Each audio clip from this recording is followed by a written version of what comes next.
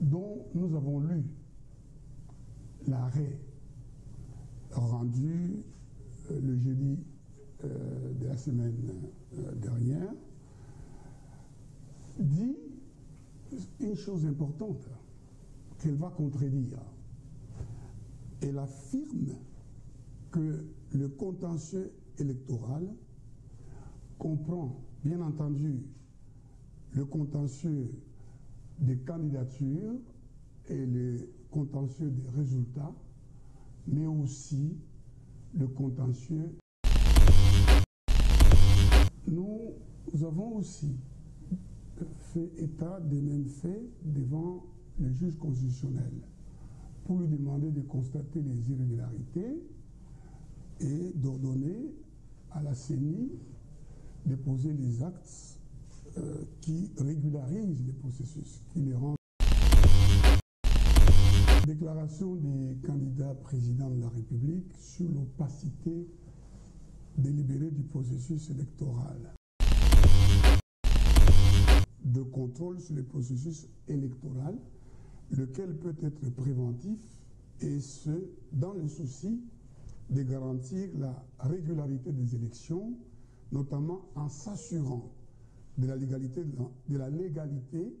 de l'ensemble des actes qui concourent à l'organisation.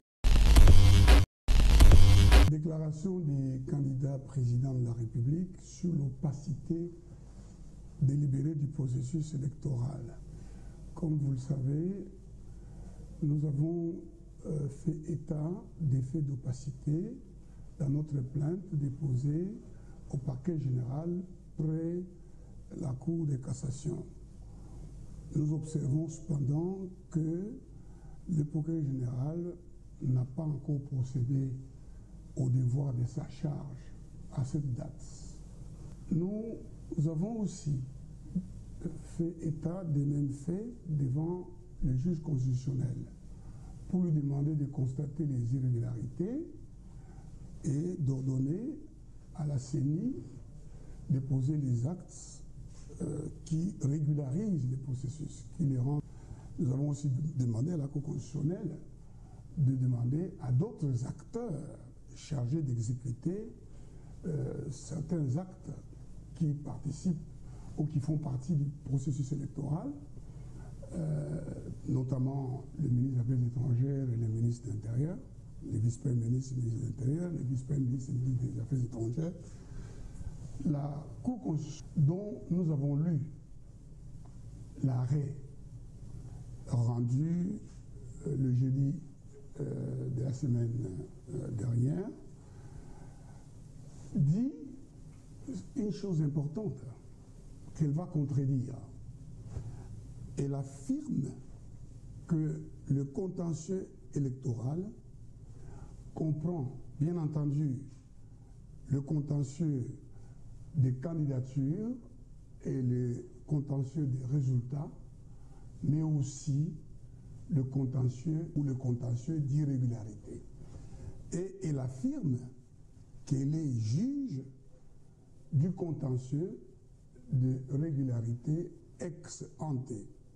Et elle ajoute qu'elle a un de contrôle sur le processus électoral, lequel peut être préventif, et ce, dans le souci de garantir la régularité des élections, notamment en s'assurant de la légalité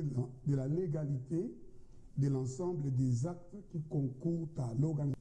Bien plus, la Cour a affirmé être, en tant que juridiction faisant partie du pouvoir judiciaire, le garant des libertés individuelles et des droits fondamentaux des citoyens, parmi lesquels figure en bonne place celui d'être électeur et éligible dans les conditions prévues par la loi électorale.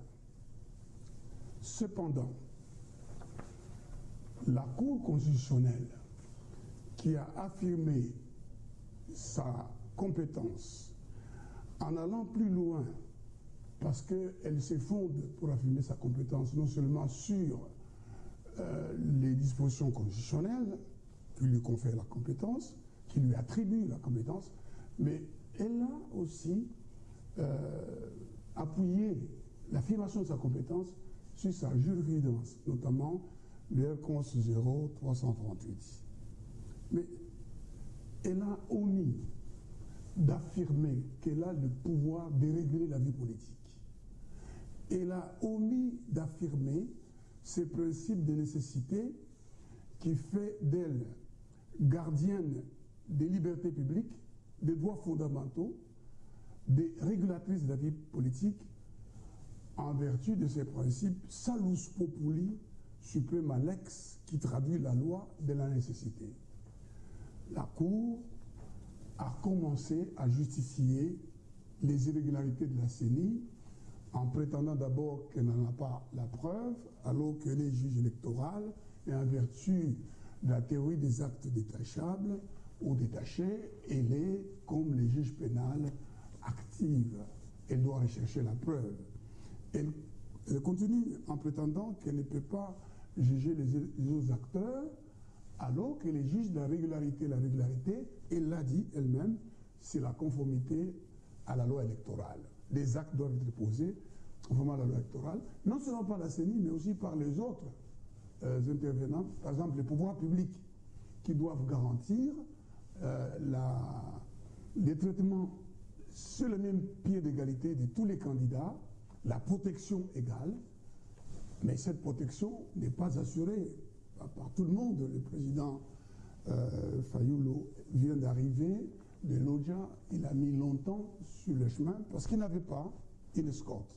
En ce qui me concerne, j'ai reçu la lettre du ministre de l'Intérieur, du vice-premier ministre de l'Intérieur, mon estimé confrère, me disant qu'il a donné des ordres au commissaire général de la police et à l'autorité chargée de garder les hautes personnalités de mettre à ma disposition le 5 décembre. La lettre est parvenue à mon bureau à 20 h, de mettre à ma disposition une escorte. Cela n'a pas été fait. Le processus est émaillé des violences graves. On a tiré sur un candidat député à Kassindi, il est mort. Il y a des gens qui ont subi des violences de la part des candidats qui exercent encore le pouvoir d'État ici à Kinshasa. La plupart des lieux de campagne ont été l'objet des attaques, des violences, et les violences se poursuivent jusqu'à ce jour. Donc, les irrégularités existent, la Cour constitutionnelle, tout en disant non fonder notre enquête, a paradoxalement reconnu qu'il y a ces irrégularités. Notamment, elle dit, oui, les monnayages existent, mais c'est une responsabilité qu'engage l'agent de la CENI. Et cependant, l'agent de la CENI a agi en tant qu'organe de la CENI et engageant la responsabilité de la CENI en termes d'irrégularité. Nous considérons que la non-publication des listes électorales, le non-affichage de celles-ci dans le délai, le fait que des cartes n'ont pas été remises à temps, parce que la qualité des lecteurs est déterminée par non seulement l'inscription sur la liste des lecteurs, affichés, publiés, affichés, mais aussi par la détention d'une carte des lecteurs lisible.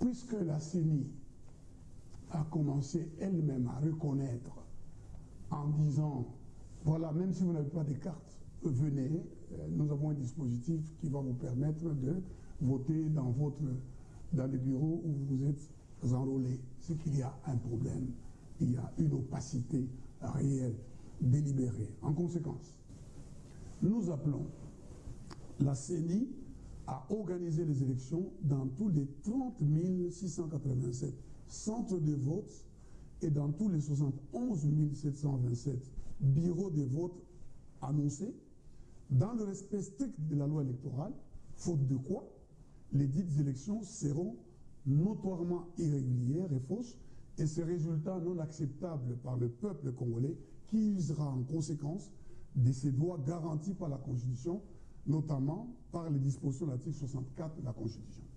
Nous appelons les électeurs congolais à se rendre massivement dès 5 h du matin dans le bureau des votes, dans les lieux dans lesquels ils ont été enrôlés, pour exiger de participer tous au vote afin de faire barrage à la fraude manifestement programmée par la CENI. Nous appelons les observateurs de ces élections à user des moyens qui sont les leurs pour empêcher la fraude programmée par un simulacre électoral d'avoir effectivement lieu.